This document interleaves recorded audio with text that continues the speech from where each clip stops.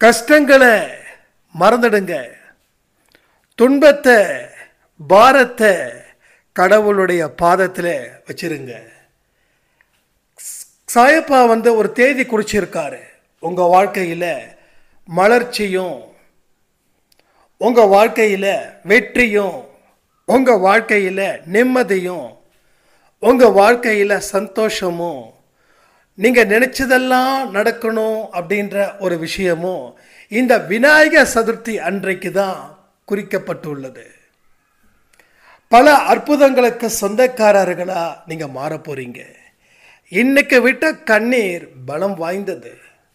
So கண்ணீரே பலமாக இருக்குதுன்னா கூட அவரும் உங்கள் கூட சேர்ந்துட்டாருன்னா எப்படி இருக்க போகுதுன்னு யோசிச்சு பாருங்க. உங்களோட பலம் பல மடங்கு பெருக போகுது. குடும்பத்திலேயோ நினச்சி பார்க்காத சந்தோஷம், உண்மையிலே சொல்கிறேன், ஆனந்தமான ஒரு வாழ்க்கை உங்கள் வாழ்க்கையில் இந்த விநாயகர் சதுர்த்தி அன்றைக்கு கிடைக்க போகுது.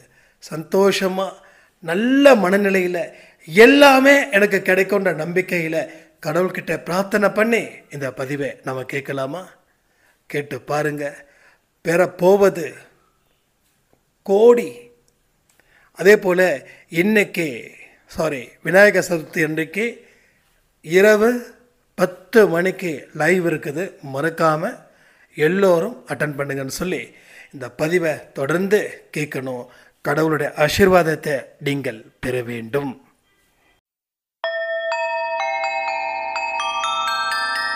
ஓம் சாயிரா சாயிரா, ஓம் சாயிரா சாயிரா, ஓம் சாயிரா சாயிரா, அன்பே சாயிரா, பேரன்பே சாயிரா, அகிலம் தளிக்க ஆத்மா விழிக்க அனுதினம் சாயிரா, எங்கள் அன்பே சாயிரா.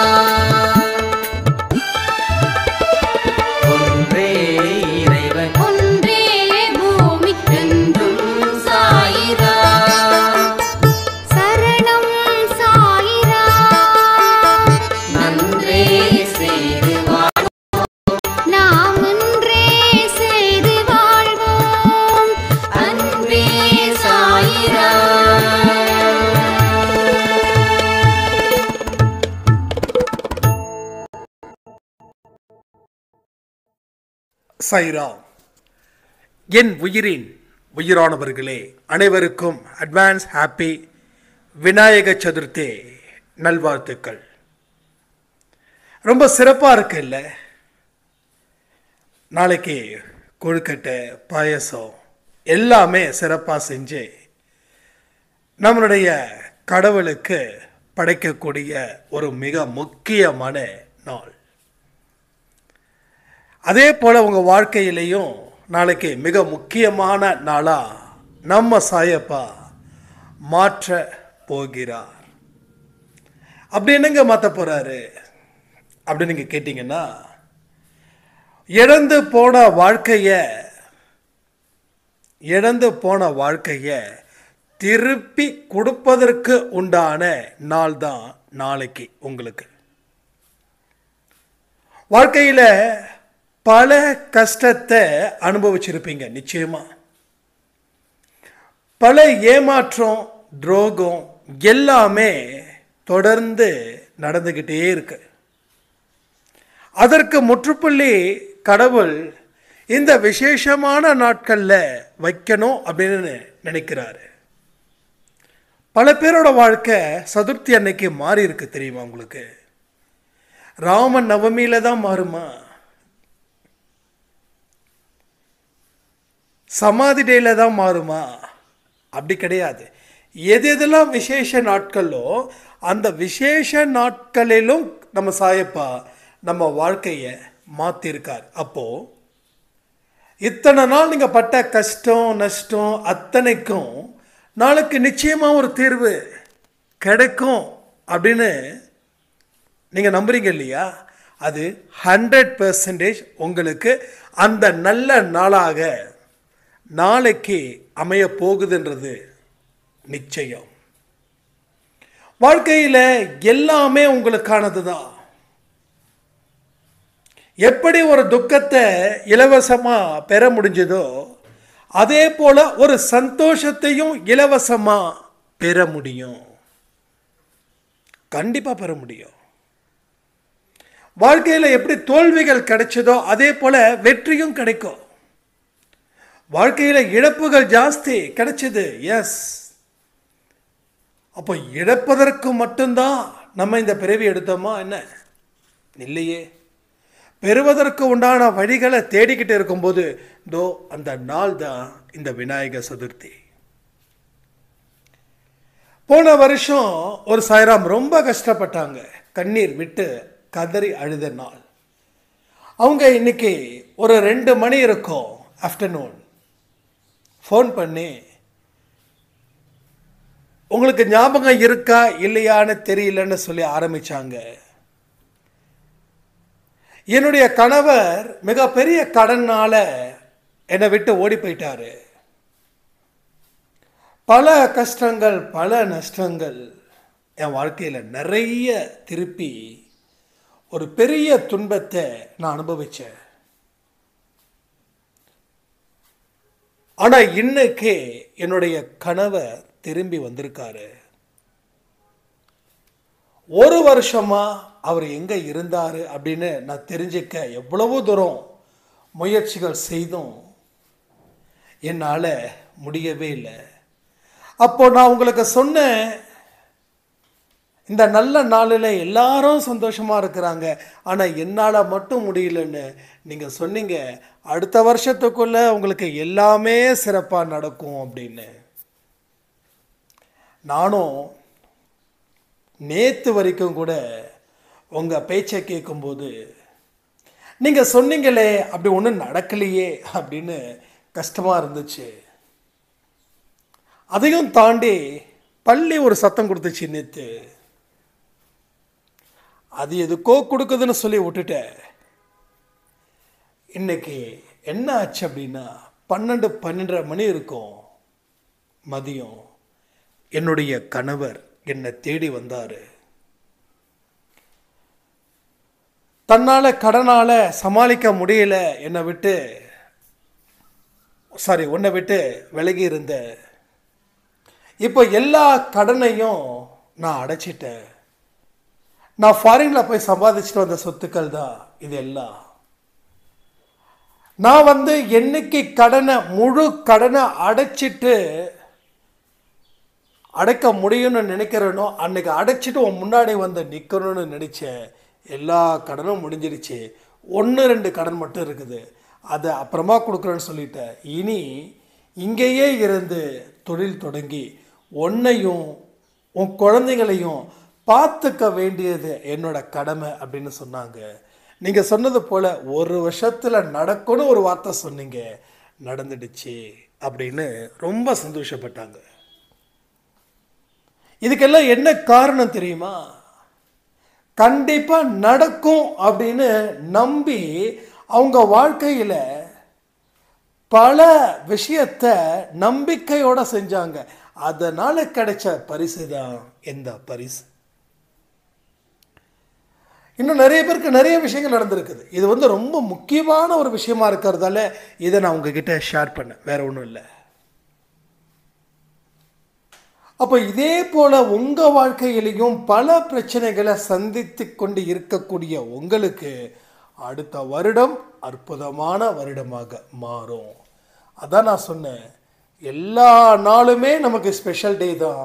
ஆனால் சில டேல மட்டும்தான் கடவுள் அற்புதத்தை கொடுக்குறாரு. ஏன் தெரியுமா?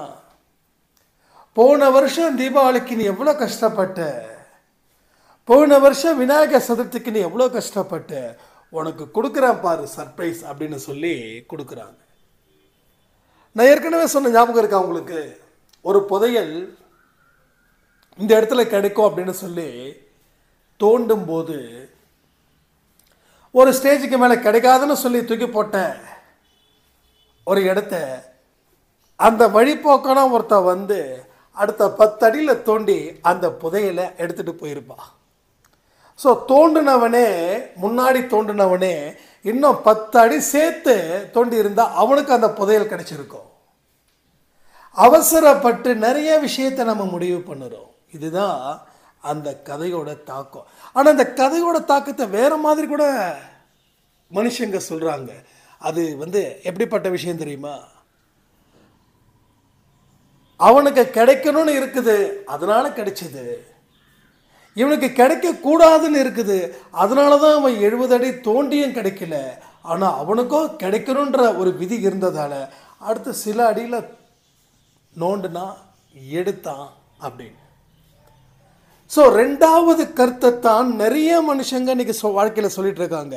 அவனுக்கு அதிர்ஷ்டம் இருக்குப்பா, அவனுக்கு தெய்வத்தோட பார்வை இருக்குதுப்பா அப்படின்னு. அது கிடையாது. முதல் என்னவோ அதை எடுத்துக்கோங்க. அப்போதான் வாழ்க்கையில் நம்ம தடுக்கி விழுந்தாலும் எழுந்திருச்சு நின்று வாழணும் அப்படின்ற ஒரு மனசுக்குள்ளே ஒன்று தோணும். இல்லைன்னு வச்சுக்கோங்க, விழ வேண்டியது கடவுளுடைய சித்தம், எழுந்திருக்க முடியாதுன்றது அவருடைய தீர்ப்பு. அதனால தான் என்னால் எழுந்திருக்க முடியல, அதனால தான் என்னால் சாதிக்க முடியலன்னு நம்ம சொல்லிடுவோம். ஒரே ஒரு விஷயம், எனக்கு பிடிச்ச ஒரு விஷயம், எனக்குள்ள நான் ஏற்படுத்திக்கிட்ட ஒரு விஷயம் என்ன தெரியுமா?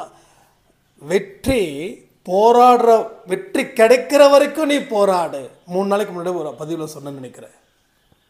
வெற்றி கிடைக்கும் வரை போராடு, அது வரைக்கும் போராட்டத்தை நிறுத்தவே நிறுத்தாத. உனக்கு உயிர் இருக்கு, தெம்பு இருக்கு, சக்தி இருக்கு, எல்லாமே இருக்கு. ஆனால் எந்த காரணத்தை கொண்டு இந்த போராட்டத்துக்கு ஒரு மூடு விழா பண்ணிடாத. உன்னால் எவ்வளவுக்கு எவ்வளோ உழைக்கணுமோ இஷ்டப்பட்டு உழ, வேற எதை பற்றியும் நினைக்காத. முடிவில் கவனத்தை வைக்காத, பலன்களில் கவனத்தை வைக்காத. நிமிஷத்துக்கு நிமிஷம் இருக்கக்கூடிய நேரத்தை நீ செதுக்கு. நீ தான் சிற்பி. உன்னை நீ உருவாக்குனாதான் மற்றவங்க உன்னை மதிப்பாங்க. உன்னை நீ உருவாக்கல அப்படின்னா மற்றவங்க உன்னை மதிக்க மாட்டாங்க, அதற்கு பதிலாக மிதிப்பார்கள். அப்போ எப்படி அந்த சாய்ராம் போன வருஷம் விழுந்த அடி ஒரு வருஷம் வரைக்கும் தொடர்ந்து மன உளைச்சல் இருந்தும் அதை தாண்டி தன்னுடைய கவனத்தை வேலையிலையும் முன்னேற்றத்திலையும் கடவுள் மீது இருக்கக்கூடிய நம்பிக்கையிலையும் தன் மீது இருக்கக்கூடிய பலத்தையும் வச்சு வாழ்ந்ததால் இன்னைக்கு இப்படிப்பட்ட ஒரு மிராக்கிள். தெரியுதா உங்களுக்கு? ஒருவேளை அவங்க ஃபஸ்ட்டு 2 மாதம் 3 மாதம் அதோடு நிறுத்தியிருந்தாங்கன்னா அவருடைய கணவரும் டெவலப் ஆகிருக்க மாட்டார், இவங்களும் அப்படியே இருந்திருப்பாங்க. இன்னைக்கு இப்படிப்பட்ட ஒரு வாழ்க்கை இவங்களுக்கு கிடைச்சிருக்காது. ஒரே கல்லில் பல மாங்காய். சீரியஸாக சொல்கிறேனே, அந்த அம்மா அதாவது அன்பே சாயில் இருக்கக்கூடிய அவங்க நம்பிக்கை விட்டு இருந்தாங்கன்னா அந்த அவநம்பிக்கையால் அவங்க கணவருக்கும் ஒன்றும் கிடைச்சிருக்காது.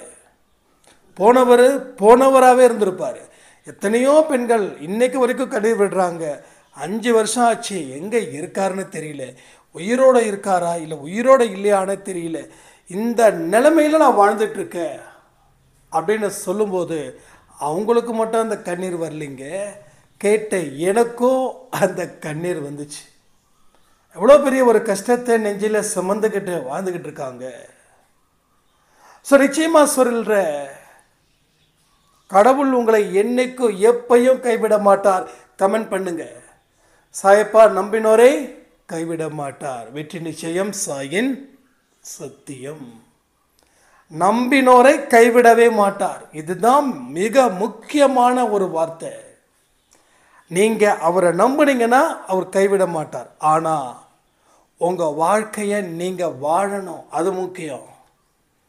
உங்கள் வாழ்க்கையை நீங்கள் வாழாமல் நான் அவரை நம்பிக்கிட்டு இருக்க சொன்னீங்கன்னா அவர் கைவிட்டுடுவார். நீங்கள் நம்புங்க, அவர் கைவிட மாட்டார். ஆனால் உங்கள் வாழ்க்கையை நீங்கள் எந்த விதமான சிரமமும் இல்லாமல் வாழ வேண்டும். எங்கே சிரமம்? அங்கே நினச்சா சிரமம், நினைக்கலைன்னா சிரமம் இல்லை. ஒரு விஷயத்தை நீங்கள் நினச்சாதான் உங்களுக்கு கஷ்டம். பெரிஞ்சவங்களை நினச்சாதான் கஷ்டம், நினைக்கலைன்னா கஷ்டம் இல்லை. அதை பற்றி பேசலைன்னா நினைக்க வேண்டிய அவசியம் இல்லை. நினைக்கிறதால பேசுகிறீங்க, பேசுகிறதால நினைக்கிறீங்க.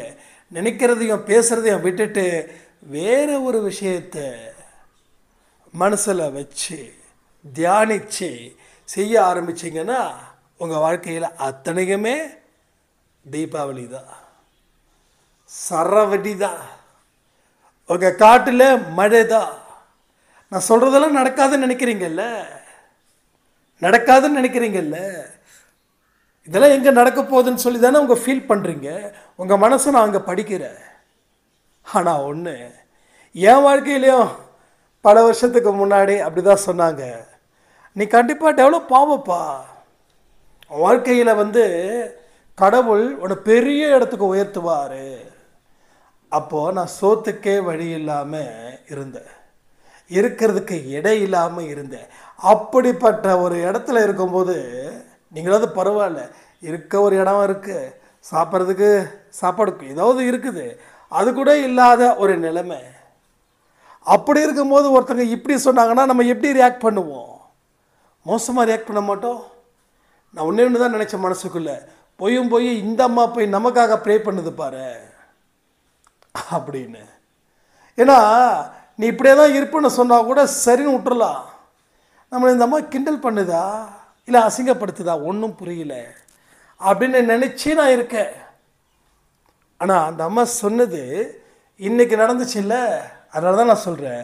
நான் சொன்னால் நீங்கள் கண்டிப்பாக சிரிப்பீங்க, நம்பிக்கை வரவாத தான் இருக்கும். ஆனால் கடவுள் உங்களை சேர்த்து வைக்கக்கூடிய இடம் அந்த இடம் தானே. அவருக்கு கொஞ்சம் ஒத்துழைப்பு கொடுத்தா அந்த இடத்துக்கு நீங்கள் சீக்கிரமாக ரீச் ஆகிடலாம். அப்போ அந்த அம்மா சொல்லும்போது நான் நம்பல. ஆனால் எனக்குள்ளே சில கஷ்டங்கள் வரும்போது, இனிமேல் என்னடா இருக்குது இழந்து போகிறதுக்கு, என்ன இருக்குது, இழக்கக்கூடாதுன்னு என்ன நினச்சோமோ அதெல்லாம் இழந்துட்டோம், இனி என்ன இருக்குது? ஒன்றும் கிடையாது, எதுவுமே இல்லை. 5 பைசாவுக்கு நான் பிரயோஜனம் இல்லை. அப்போ இழப்பதற்கு 5 பைசா கூட இல்லை, ஆண்டியாக இருக்க. இப்போ ஒன்று தான், வாழணும் இல்லை சாவணும். அப்போ சாவணுன்ற தாட் வந்துச்சு, சரி வாழ்ந்து தான் பார்த்துடலாமே அப்படின்னு ஒரு துணிவும் வந்துச்சு. அந்த துணிவு தான் வாழ்ந்தோம், இழந்தது அத்தனையும் பெற்றோம், பெறுவோம், பெற்றுக்கொண்டே இருக்கிறோம். ஸோ இதெல்லாம் தான் இங்கே நடக்குது, ரைட்டா? அதனால் உங்கள் கண்ணீர்கள் என்றைக்குமே வீணாகாதுங்க, கண்டிப்பாக வீணாகாது. இந்த கண்ணீரை மிகப்பெரிய வெற்றியை உங்களுக்கு அது ஏற்படுத்தியே தீரும். இது வெற்றி நிச்சயம், சாயின் சத்தியம். ஏன் இந்த வார்த்தையை நான் ரிப்பீட் பண்ணிக்கிட்டே இருக்கேன்னா, உங்களுடைய கண்ணீர் அவ்வளவு பலம் வாய்ந்தது. உங்கள் பலகீனத்தை நீங்கள் விட்ட கண்ணீர் கண்டிப்பாக பலமாக்கும். நல்லா யோசிச்சு பாருங்களேன், மனசில் ஒரு விதமான நெருக்கடி, கஷ்டம், பாரம், இதை தாங்க முடியாத ஒரு வழியோட அனுபவிக்கிறீங்க. அனுபவிக்கும்போது என்ன ஆகுது? எவ்வளோ பெரிய பிரச்சனை கொடுக்குது.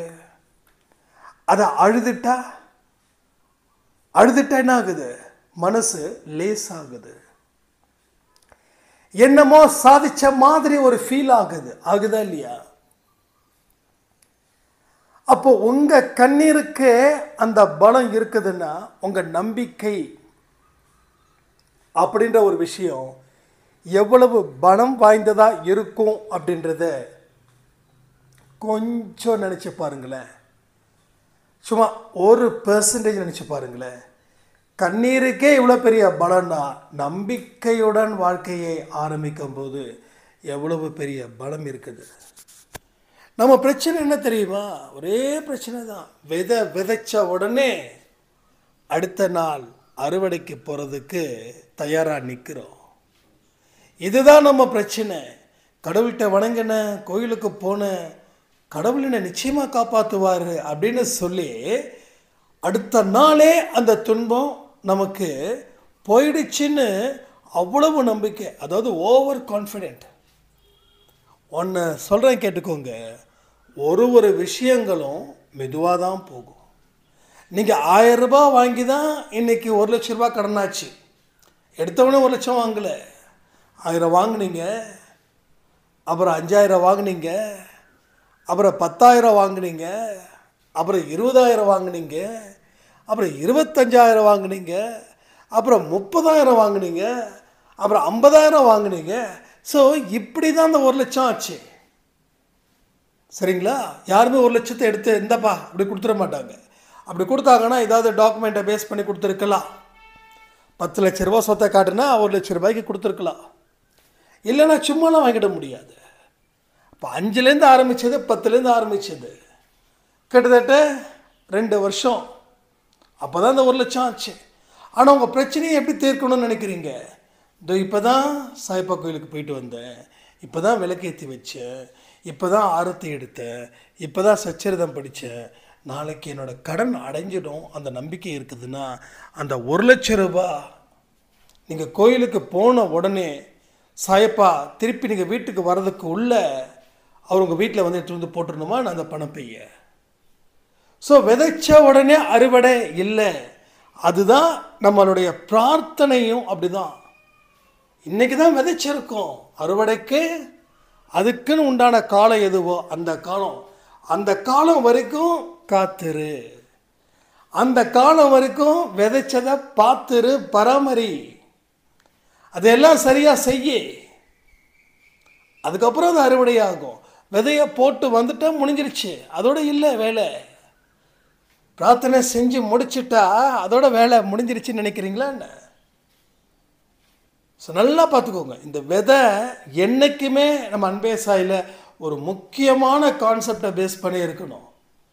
விதைச்ச உடனே அறுவடை பண்ண முடியாது. ஒன்று, விதை போட்ட உடனே அடுத்த 6 மாதம் கழித்து அந்த இடத்துக்கு போனால் அறுவடை செய்ய முடியும் அப்படின்ற நம்பிக்கையும் இல்லை. விதைச்சியா அதற்கு சரியான முறையில் தண்ணி ஊற்றணும், அதுக்கு சரியான முறையில் பாதுகாப்பை கொடுக்கணும். இல்லை பறவைகள் புறா அது இதுன்னு சொல்லி அந்த விதையை நாஸ்தி பண்ணணும். அதுக்கு சரியான முறையில் உரம் போடணும். இதெல்லாம் சரியாக செஞ்சாதான் அறுவடை பண்ண முடியும். அப்புறம் இயற்கையோட இது அதை விட்டுருங்க, அது வந்து கடவுள், அது நம்ம ஒன்றும் பண்ண முடியாது. ஸோ அதே போல் பிரார்த்தனை வைக்கிறியா? என்ன பிரச்சனை உனக்கு? ஆரோக்கிய பிரச்சனையா? கடன் பிரச்சனையா? குடும்பத்தில் மற்றவங்க ஏதோ உன்னை வம்புக்கு இழுத்து உன்னை சிக்கலில் மாட்டி விடுறாங்களா? அவர்கிட்ட சொல்லிட்டல்ல, ரைட், சொல்லியாச்சு, அவர் முடிச்சிருவாரா? சொல்லியாச்சு, அதற்கு உண்டான வேலைகளை நீ ஆரம்பிச்சியா? கடன் பிரச்சனை இருக்குதுன்னா கடன் எவ்வளோ இருக்கு? உன்னோட வருமானம் என்ன? உனக்கு என்ன தொழில் தெரியும்? தொழிலில் நீ எவ்வளோ அப்டேட்டில் இருக்க? இதெல்லாம் யோசிக்கணும். நீ வைக்கிற தொழில் அதற்கு தகுந்த இடத்துல நீ வச்சிருக்கியா? இல்லை ஊருக்கு ஒதுக்குப்புறமா வச்சுருக்கியா? ஒரு காய்கறி கடை எங்கே இருக்கணும்? மக்கள் கூடுற இடத்துல இருக்கணும். ஒரு என்ஹெச்லேயோ ஒரு பைபாஸில் ஒரு காய்கறி கடையை வச்சா யார் வந்து அந்த காய்கறியை சாப்பிடுவா? என்ஹெச்சில் என்ன இருக்கணும்? டீ கடை இருக்கணும். ஏன்னா என்ஹெச்சில் வரவங்க டீ சாப்பிட்றதுக்கோ காஃபி சாப்பிட்றதுக்கோ இல்லை பஜ்ஜி போண்டா சாப்பிட்றதுக்கோ இல்லை சும்மா ஃபாஸ்ட் ஃபுட் சாப்பிட்றதுக்கோ அதுக்கு தான் வருவாங்க. அங்கே போய் நீ வெஜிடபிள்ஸ் வைக்கக்கூடாது. ஸோ இதெல்லாம் தெரிஞ்சுக்கணும். அதுக்கு தான் அந்த தொழில் நடத்துவதற்கு உண்டான அடிப்படை அறிவு, அந்த தொழிலை எங்கே வைக்கணும், இதெல்லாம் பண்ணணும். கணவனுக்கும் மனைவிக்கும் பிரச்சனையா? கணவன் வந்து குடிகாரராக இருக்காரா? கணவனை திருத்த முடியுமா? ஏன் முடியாது? அன்பினால வெல்லலாம் அப்படின்ற ஒரு விஷயத்தை ஏன் முடிவு பண்ணலை? கணவனுக்கு அன்பை கொடுங்க. நீங்கள் அன்பை கொடுத்தா இன்னும் குடிக்கிறாருன்னு சொல்லுவீங்க. குடிக்க அலோ பண்ணுங்க. நீங்கள் குடிக்க வேண்டான்னு சொன்னால் அவர் குடிக்காமல் இருக்க போகிறது இல்லை. ஆனால் என்னைக்காவது அந்த மனுஷன் திருந்துவான். அந்த நம்பிக்கையை வைங்க, கொடியை நிறுத்துவார். நிறைய நடந்திருக்கு அன்பே சாய் குடும்பத்தில். அன்பினால் எல்லாம் மாறும். அன்பினால எல்லாமே மாறும். அன்பு ஒன்று தான் வாழ்க்கையோட வெற்றிக்கு அடிப்படை. அன்பு இருந்துச்சுன்னா போதும், பகைவன் கூட உங்ககிட்ட இனிமையாக பழக ஆரம்பிப்பான். இது எல்லாமே நம்ம வாழ்க்கையில் புரிஞ்சுக்கணும். அன்பு அன்பு அன்பு கொடுத்தா நான் வீணாக போயிடுவேன், அதாகிடுவேன் இதாகிடுவேன்னு சொன்னதெல்லாம் சும்மா கதை. இப்பயும் நான் சொல்கிறேன், நீங்கள் இவ்வளோ தூரம் ஜெயிச்சிருக்க அப்படின்னா எல்லார் மேலேயும் நான் வைக்கக்கூடிய அளவில்லாத அன்பு. இது வரைக்கும் எந்த ஒரு ஏமாற்றத்தையும் நான் சந்தித்தது இல்லை. என்னுடைய அன்பு சுயநலத்தின் அடிப்படையில் இருக்கும்போது நான் ஏமாற்றப்பட்டேன். ஆனால் என்னுடைய அன்பு பொதுநலத்தின் மூலமாக இருக்கப்படும் போது நான் ஆசீர்வதிக்கப்பட்டேன். நான் என்னது ஆசீர்வதிக்கப்பட்டேன். நானும் உங்களை மாதிரி தான் குடும்பத்தில் இருக்கேன், அதை புரிஞ்சுக்கோங்க. நான் காட்டுக்குள்ளே தியானம் பண்ணலை, இல்லை ஆசிரமத்தை வச்சு நடத்தலை. நானும் ஒரு பிஸ்னஸ் தான் பண்ணிகிட்டு இருக்கேன். அப்போ எனக்கும் பணத்தை பற்றி தெரியும், பணத்தை எப்படி சம்பாதிக்கணும்னு தெரியும், பணத்தை எப்படி ஹேண்டில் பண்ணணும்னு தெரியும், பணத்தை சரியான முறையில் யாராவது கொடுக்கலன்னா அவங்கக்கிட்ட எப்படி பேசணும்னு தெரியும், தர்மத்தின் படி நடத்த தெரியணும். இதெல்லாம் நான் தெரியணும் ஆணவத்தில் சொல்லலை, கடவுள் கொடுத்த படிப்பினை வச்சு நான் சொல்கிறேன். ஸோ எல்லா விஷயங்களும் ஒன்லி ஸ்டடீஸ் தான். இங்கே என்ன ஸ்டடீஸ், எந்த ஸ்கூலில் எந்த யூனிவர்சிட்டி அப்படின்னு கேட்டால் சாய்பா யூனிவர்சிட்டி, சாய்பாடு ஸ்கூலு, சாய்பா தான் டீச்சரு. என்ன பண்ணணும் ஏது பண்ணணும்னு உங்களுக்குள்ளே கேட்க வேண்டாம், கண்களை மூடி அவரை நினச்சி கேட்டு பாருங்க, அவர் சொல்லக்கூடிய பதில்களை ஃபாலோ பண்ணுங்க. அப்போ தெரியும் என்ன பண்ணணும், என்ன செய்யணும், எதை செய்யக்கூடாது, எதை பண்ணக்கூடாது அப்படின்ற எல்லா விஷயமும் அப்போ ஒரு புரிதல் உங்களுக்கு வரும்.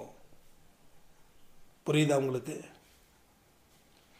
அப்போது இந்த வருஷம் விநாயகர் சதுர்த்தி டெஃபினட்டாக ஏதாவது ஒரு விஷயத்து நடக்க போகுதா அப்படின்னு யாருக்காவது கேட்டிங்கன்னா, யார் யாரெல்லாம் கேட்குறீங்களோ அவங்க எல்லாருக்குமே அடுத்த வருஷம் ஒரு சிறப்பான தொடக்கத்தை அது ஏற்படுத்தியே தீரும்.